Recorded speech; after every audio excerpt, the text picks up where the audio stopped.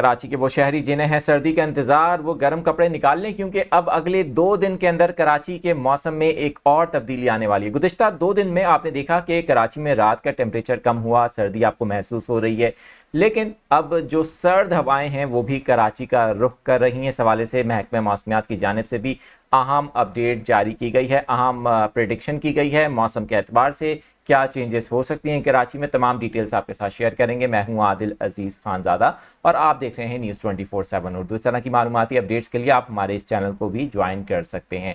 सबसे पहले आपको बताएं कि कराची में गुज़िश्ता रात चंद शुमाली इलाकों में टेम्परेचर 15 डिग्री तक गिर गया, लेकिन यहाँ पर सबसे अहम बात यह है कि क्वेटा में चलने वाली सर्द हवाएं अब कराची का रुख कर रही हैं।